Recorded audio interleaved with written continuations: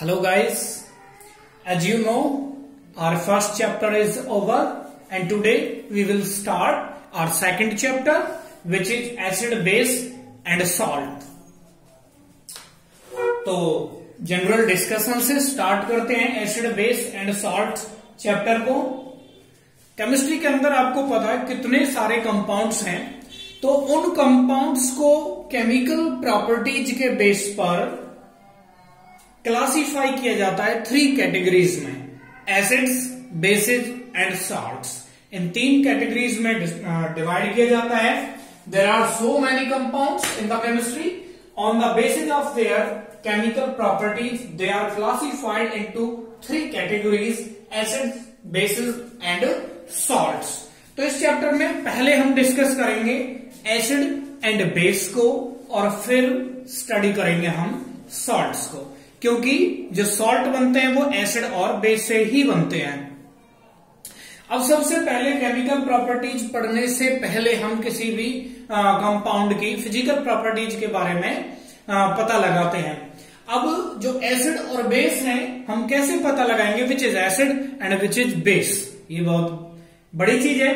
अब देखो, किसी भी चीज को हमें पता लगाने के लिए कोई चीज हम ऐसे यूज करते हैं कि जिसके हेल्प से हम पता लगा सकें कि ये एसिड है या बेस है। जैसे हम किसी बाइक पे जा रहे हैं, हमें किसी भी साइड में मुड़ना है तो इंडिकेटर देते हैं, तो उससे पता लग जाता है कि इस डायरेक्शन में, पीछे वाले को पता लग जाता है कि सामने वाली जो बाइक है या कोई भी व्हीकल है वो इस डायरेक्शन में मुड़ जाएगा। तो किससे पता लगा? इंडिकेटर से। ऐसे ही इंडिकेटर्स यूज होते हैं एसिड और बेस को इंडिकेट करने के लिए। तो इंडिकेटर्स को अगर मैं डिफाइन करूं, the substance which are use for testing the acids and bases. असल में ये इंडिकेटर होते क्या, ये डाई होती है। Dye means colour. ये डाई होती है जो एसिड या बेस में जब हम ऐड करते हैं तो उसका कलर चेंज हो जाता है। अब जो जनरली डाई हम यूज करते हैं, एक लिटमस है, मिथाइल ऑरेंज है, नाम से इंडिकेट होता है, इसका कलर होगा ऑरेंज। एक फिनोप्थेलिन है, ये कलरलेस है। जो लिटमस है ये नेचुरल इंडिकेटर है, ये लाइकेन से निकाला जाता है। बायो वाले बच्चों को पता होगा लाइकेन क्या होता है, लाइकेन से निकाला जाता है। ये मिथाइल ऑरेंज और फिनोप्थेलिन ये दोनों सिंथेटिक डाइज हैं या इंडिकेटर्स हैं। अब लिटमस की हम बात करते हैं। Litmus is extracted from lichen and purple in colour, can be used in form of solution as well as paper. जो लैब के अंदर दोनों फॉर्म में ये अवेलेबल होता है। ये सॉल्यूशन भी होता है पर्पल कलर का और पेपर की फॉर्म में भी होता है। लैब में फ्रीक्वेंटली आप देख सकते हो blue litmus paper and red litmus paper मिलते हैं लैब के अंदर। तो जो लिटमस के बारे में बता देता हूं, acid turns blue litmus to red. जब भी आप ब्लू लिटमस पेपर पे एसिड डालोगे या एसिड के अंदर ब्लू लिटमस को डिप करोगे तो वो रेड कलर का हो जाएगा। अगर रेड लिटमस पेपर है उसको आप बेस के अंदर डिप करो तो उसका कलर ब्लू हो जाएगा। बेस को एल्कली भी बोलते हैं जनरली। वैसे जो रियल कंसेप्ट है, जो स्ट्रॉन्ग बेस होते हैं उनको एल्कली बोलते हैं। आगे आएगा topic strong and weak acid base का। दूसरा हम मिथाइल ऑरेंज की बात करते हैं। आपको ऐसे ही ध्यान रखने आइए, मिथाइल ऑरेंज कलर कैसा है? Orange. It gives red colour in acidic solution. जब भी मिथाइल ऑरेंज को एसिडिक सॉल्यूशन में ऐड करेंगे तो कलर रेड हो जाएगा, और इसको अगर बेसिक सॉल्यूशन में ऐड करेंगे तो कलर येलो हो जाएगा। Next phenolphthalein indicator, it remains colourless. वैसे कलरलेस ही होता है। It remains colourless in acidic solution. Acidic solution में ऐड करेंगे तो कोई कलर चेंज नहीं आएगा।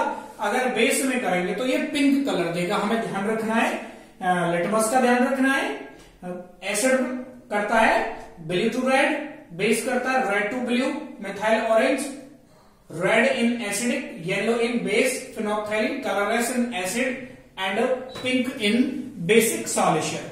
अदर नेचुरल इंडिकेटर्स, कुछ नेचुरल इंडिकेटर भी हैं जिन्हें हमें पता भी है। मैं एग्जांपल बताऊंगा आपको। पहले टर्मेरिक की बात करते हैं। टर्मेरिक के अंदर येलो डाई होती है, सबको पता हल्दी है ये। तो turns reddish brown in basic solution. जब कभी भी हमारी कोई व्हाइट शर्ट है उस पे कभी जैसे शादी वादी में जो हल्दी लग जाती है, येलो हो जाता है वो, तो जब हम उसको सोप साबुन के साथ वॉश करते हैं तो उसका कलर सोप सॉल्यूशन में कैसा हो जाता है, रेडिश ब्राउन। रेडिश ब्राउन हो जाता है। क्यों हो जाता है? जो टर्मेरिक नेचुरल इंडिकेटर है और जो सोप सॉल्यूशन होता है वो बेसिक होता है नेचर में। ध्यान रखना है हमें, जो सोप सॉल्यूशन है वो बेसिक होता है नेचर में। सोप सॉल्यूशन बेसिक होता है और बेसिक में उसका कलर रेड है। जनरली आप रेड देखते हो, रेडिश ब्राउन हो जाता है। लेकिन जब हम कपड़े को फुल ऑफ वाटर के साथ अच्छे से वॉश कर देते हैं और सुखा देते हैं, जैसे उसमें से सोप सॉल्यूशन निकल जाता है वो दोबारा से येलो हो जाती है। तो ध्यान रखना, टर्मेरिक बेसिक सॉल्यूशन के अंदर रेडिश ब्राउन कलर देती है। रेड कैबेज एक्सट्रैक्ट, नाम से इंडिकेट हो रहा है जो कैबेज है वो रेड है, एक्सट्रैक्ट उसमें से निकालेंगे रेड होगा। वो कैसा कलर देगा डिफरेंट सॉल्यूशन में? Remains red in acidic solution. Acidic solution के अंदर रेड रहता है and turns green in basic solution, और बेसिक सॉल्यूशन के अंदर ग्रीन हो जाता है। अब आगे जो मैं ऑल्फैक्टरी इंडिकेटर्स करा रहा हूं, ऑल्फैक्टरी वर्ड आते ही समझ जाओ आपकी ये जो इंडिकेटर्स हैं these are related to smell. जैसे हमारी ये नाक है तो ये ऑल्फैक्टरी ऑर्गन है, ये किस काम आती है? स्मेल। स्मेल हम किसी भी चीज की सूंघ के बता सकते हैं कि ये क्या है, इसको ऑल्फैक्टरी ऑर्गन बोलते हैं। जैसे अनियन एक्सट्रैक्ट, जो प्याज होती है उसकी एक कैरेक्टरिस्टिक स्मेल होती है। तो जो अनियन एक्सट्रैक्ट है वो बेसिक सॉल्यूशन में डालोगे तो जो उसकी कैरेक्टरिस्टिक स्मेल है वो खत्म हो जाएगी। एसिडिक सॉल्यूशन में डालोगे तो वो कैरेक्टरिस्टिक स्मेल खत्म नहीं होगी। तो हमें पता लग जाएगा which is acid and which is base. जो प्याज की स्मेल को खत्म कर दे वो बेस, जो ना करे वो एसिड। ऐसे ही वनीला एक्सट्रैक्ट, वनीला की भी एक अलग कैरेक्टरिस्टिक स्मेल होती है, बच्चों को पता है, वो आइसक्रीम वगैरह खाते हैं वनीला फ्लेवर में। तो वनीला जो फ्लेवर है मीन्स उसकी स्मेल है, कैरेक्टरिस्टिक स्मेल, वो अगर बेस में डालोगे तो खत्म हो जाएगी, एसिड में डालोगे तो खत्म नहीं होगी। ये चीजें हैं हमारे इंडिकेटर्स, और एक बार इनका बाद में भी डिस्कस आएगा तो वहां भी हम डिस्कस करेंगे इनको। आई थिंक समझ में आ गया होगा आपको। इंडिकेटर्स पे क्वेश्चन पूछ लिए जाते हैं अक्सर, तो ध्यान से इनको पढ़ना है आपको। और अब हम जैसे अभी मैंने एसिड के बारे में बताया, ये वो इनकी कैसे पहचान होती है। अब जो सॉल्ट जो एसिड और बेस दोनों से बनते हैं, इनके न्यूट्रलाइजेशन रिएक्शन से बनते हैं, तो एसिड और बेस दोनों को बढ़ने के बाद फिर हम सॉल्ट डिस्कस करेंगे। अब हम स्पेशल स्टडी करेंगे एसिड की, फिर करेंगे बेस की। तो पहले हम एसिड उठाते हैं। अब हम एसिड्स को डिस्कस करेंगे। तो what are acids? Acids are the substances which are sour in taste. Taste में सोर खट्टे हैं, and change blue litmus to red, और ये ब्लू लिटमस को रेड कलर में चेंज कर देते हैं। These are of two types, organic acids and mineral acids. जहां ऑर्गेनिक वर्ड आ जाए समझो यहां पर कोई लिविंग चीज का डिस्कस होगा। तो पहले मैं ऑर्गेनिक बताता हूं। ऑर्गेनिक एसिड क्या होते हैं? ये नेचुरली अकरिंग मींस जो हमें प्लांट और एनिमल से मिलते हैं, जैसे acetic acid, lactic acid, oxalic acid, citric acid, tartaric. Turmeric इमली में होता है, स्ट्रिक लेमन फैमिली के जितने भी होते हैं, सिट्रस फ्रूट्स होते हैं खट्टे, नींबू में, मौसमी में, इनमें मिलता है। ऑक्सैलिक एसिड टमाटर में मिलता है, पालक में मिलता है। लैक्टिक एसिड दही से मिलता है। एसिटिक एसिड ये सिरका विनेगर बनता है, ये वो एसिटिक एसिड CH3COH जिसका फॉर्मूला होता है। अब इनके बारे में मैं बताता हूं। सेफ टू ईट, अगर इनको कैलकुलेटेड अमाउंट में हम अपने फूड में इंक्लूड करते हैं तो ये सेफ होते हैं खाने के लिए। ये हमारे बॉडी को नुकसान नहीं पहुंचाते, बल्कि एसिटिक एसिड होता है जो सिरके की फॉर्म में, उसे खाते हैं, चाउमीन वगैरह में डाला जाता है, ये हमारे डाइजेशन को इंक्रीज करता है, इसलिए सेफ है ये खाने में। अब मैं मिनरल एसिड्स की बात करता हूं। मिनरल एसिड्स कहां से मिलते हैं? ये मिनरल्स हैं जो अर्थ रॉक वगैरह उनसे ये हमें मिलते हैं, उनसे बनाए जाते हैं। First sulphuric acid H2SO4, it is king of acids, king of chemical, सबसे खतरनाक है ये। फॉर्मूला याद कर लेना, फ्रीक्वेंटली यूज होंगे चैप्टर के अंदर। Sulphuric acid H2SO4, nitric acid HNO3, hydrochloric acid HCl। तो हमें ध्यान रखना है। नेक्स्ट जो एक और इंपॉर्टेंट इंफॉर्मेशन, कंसंट्रेटेड एसिड्स। ध्यान रखना है हमें, कंसंट्रेटेड एसिड्स क्या होते हैं? The acids which contain minimum possible amount of water. वो एसिड जिनमें बहुत कम मात्रा में वाटर होता है, जितना कम हो सके उतना कम, मींस प्योर एसिड्स होते हैं। दूसरा है dilute acids which contain much more amount of water. ज्यादा इनके अंदर वाटर होता है और कम होता है एसिड। डाइल्यूशन ऑफ एसिड, जो कंसंट्रेटेड एसिड्स हैं उनसे हम डाइल्यूट एसिड कैसे बनाते हैं, उनका डाइल्यूशन कैसे किया जाता है, ध्यान रखना। एक बार मैं इसको आपको बता देता हूं। Acids are diluted by adding acid to water along the walls of container dropwise by constant stirring.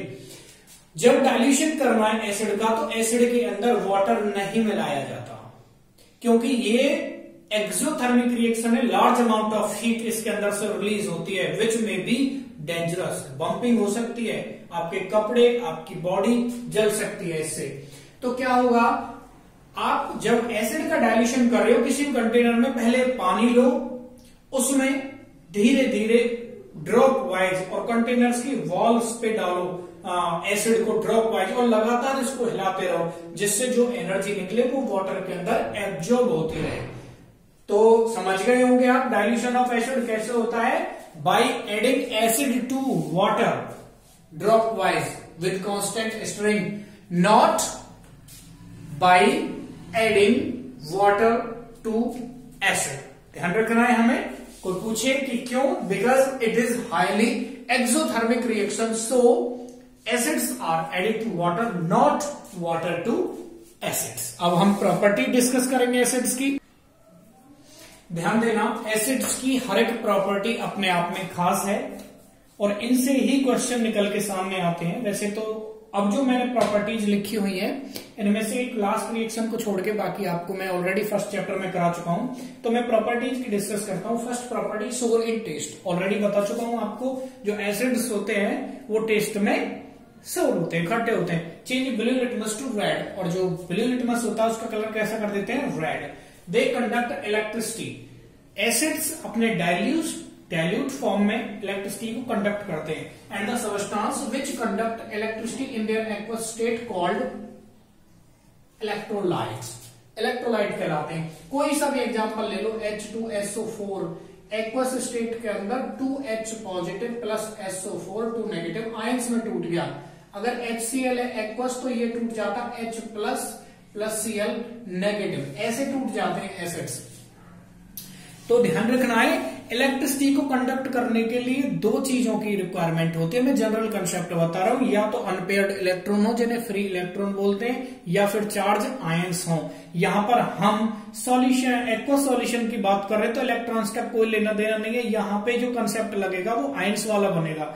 जो एसिड्स होते हैं एक्वा सॉल्यूशन के अंदर आयंस में टूट जाते हैं, which is responsible for the conducting electric current. तो ध्यान रखना, इलेक्ट्रिसिटी को कंडक्ट करते हैं। नेक्स्ट जो प्रॉपर्टी है, जब भी एसिड्स को रिएक्टिव मेटल्स के साथ रिएक्ट कराया जाएगा तो सॉल्ट मिलेगा और हाइड्रोजन गैस मिलेगी। पहले चैप्टर में भी मैंने आपको बताया है, एसिड्स को मेटल के साथ, डाइल्यूट एसिड के साथ। एग्जांपल, हमने जिंक, ग्रेनुलर जिंक के साथ डाइल्यूट एसिड को रिएक्ट कराया है तो हमें सॉल्ट मिला, zinc sulphate and hydrogen gas. कैसे पता लगाते हैं हाइड्रोजन गैस है?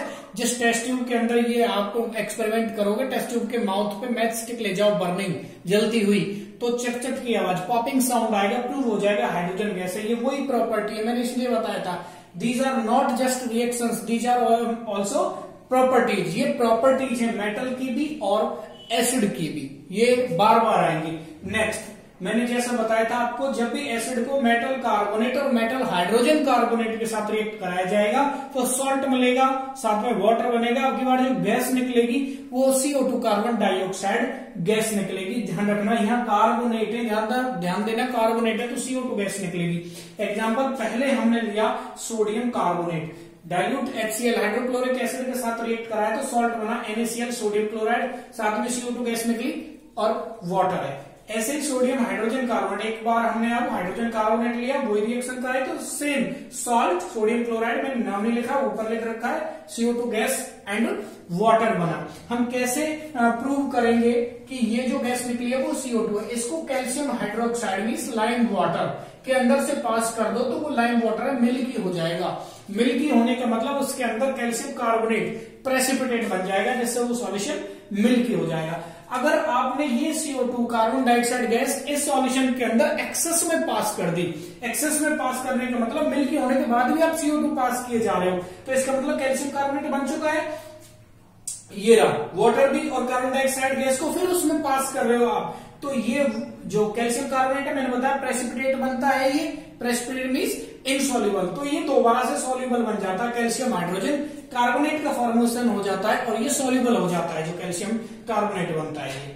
अब नेक्स्ट जो प्रॉपर्टी है एसिड एंड बेस, जब कंबाइन होते हैं तो सॉल्ट एंड वाटर बनते हैं। ध्यान देना, एसिड एंड बेस, ये एसिड की रिएक्शन है बेस के साथ, जब भी एसिड बेस के साथ रिएक्ट करेंगे तो सॉल्ट एंड वाटर बनेंगे। इस रिएक्शन को न्यूट्रलाइजेशन रिएक्शन कहते हैं। बहुत इंपॉर्टेंट है, पूछी जाती है, डायरेक्ट पूछी जाती है, व्हाट इज न्यूट्रलाइजेशन रिएक्शन, तो आपको बताना when acid and base react to give salt and water the reaction is called neutralisation. सबको पता है NaOH मैंने सोडियम हाइड्रोक्साइड यूज किया है, साथ में हाइड्रोक्लोरिक एसिड यूज किया है, हाइड्रोक्लोरिक एसिड मैंने यूज किया है, इन दोनों को हमने ऐड किया, दोनों का एक सॉल्यूशन, तो NaCl सोडियम क्लोराइड, ये सॉल्ट बना और वाटर बना। इस रिएक्शन को हम न्यूट्रलाइजेशन रिएक्शन के नाम से जानते हैं। इसकी दो प्रॉपर्टीज है, उन्हें और पढ़ते हैं हम।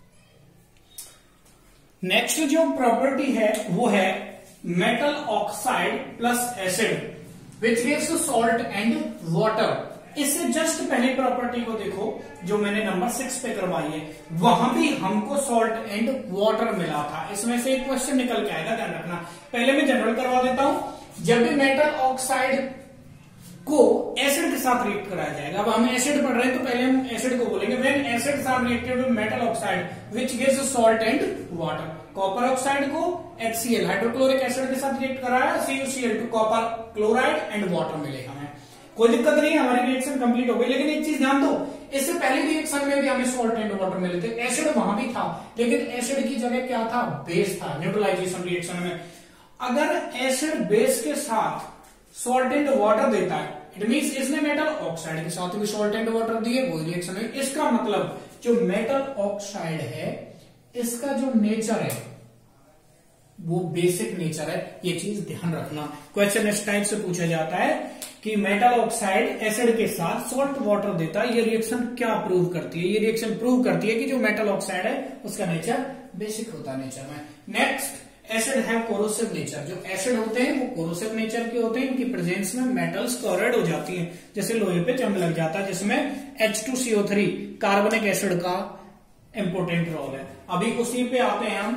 एसिड को थोड़ा सा मैं आगे बढ़ाऊं तो एसिड दो टाइप के पढ़ोगे आप, strong acid and weak acid. अभी तक जिनको हमने organic acid and mineral acid पढ़ा है। Strong acid, the acid which dissociate easily and completely, जो एसिड आसानी से और पूरी तरह से टूट जाते हैं in aqueous solution, aqueous solution के अंदर, and produce large number of H positive ions. H positive ions जो लार्ज नंबर में प्रोड्यूस करते हैं वो होते हैं स्ट्रॉन्ग एसिड्स। ये चीज ध्यान रखनी है। All mineral acids are strong acid. जितने भी आपके मिनरल एसिड, H2SO4 वाटर के अंदर मैं तोड़ा 2H positive plus SO4 2 negative, HNO3 को H positive plus NO3 negative, HCl H positive plus Cl negative, इनको हमने तोड़ा। वीक एसिड्स पे आते हैं हम। What are weak acids? Weak acid क्या होते हैं? जो हमने ये यहाँ पे पढ़ा है, इसी का जस्ट उल्टा है। Weak acids are the acid which partially dissociate, वो पूरी तरह से नहीं टूटते, not completely dissociate, so produce very less amount of hydrogen ions. ठीक है, ये जो H पॉजिटिव आयन बना है इसको H3O पॉजिटिव की फॉर्म भी कहीं लिखी हुई होगी, जिसको हाइड्रोनियम आयन बोलते हैं। हाइड्रोनियम आयन, वो एक ही बात है। ये भी एसिडिक आयन है, एसिडिक जो प्रॉपर्टी है इसी की वजह से होती है, या फिर H पॉजिटिव ऐसे लिख लो। ये वाटर के साथ एक H पॉजिटिव जो एसिड में दिया है वो मिलकर हाइड्रोनियम आयन बनाता है। तो वीक एसिड जो कंप्लीटली डिसोसिएट नहीं होंगे, जो जितने भी ऑर्गेनिक एसिड है वो वीक एसिड है। एसिटिक एसिड, ऑक्जेलिक एसिड, जितने भी मैंने एग्जांपल आपको लिखवाए। बट एक चीज का आपको ध्यान रखना है, कहीं ना कहीं इस क्वेश्चन को आप फेस करोगे, जो H2CO3 ये होता है कार्बनिक एसिड। ये कार्बनिक एसिड होता है, ये होता तो मिनरल एसिड है लेकिन वीक एसिड होता है नेचर में। कार्बोनेटेड ड्रिंक्स होती हैं जो कोल्ड ड्रिंक्स वगैरह या बीवरेज बियर वगैरह, उनके अंदर जो एसिड यूज किया जाता है वो यही है, यही एसिड बनता है, वो कार्बनिक एसिड होता है। तो एसिड के बारे में मोस्टली आज मैंने आपको जानकारी दी। कोई अगर चीज इससे रिलेटेड रहेगी है वो मैं नेक्स्ट वीडियो में भेजूंगा। वैसे ऑलमोस्ट एसिड तक हम कंप्लीट कर चुके हैं। इससे रिलेटेड कोई भी क्वेश्चन हो तो आप मोस्ट वेलकम पूछ सकते हो। Thank you.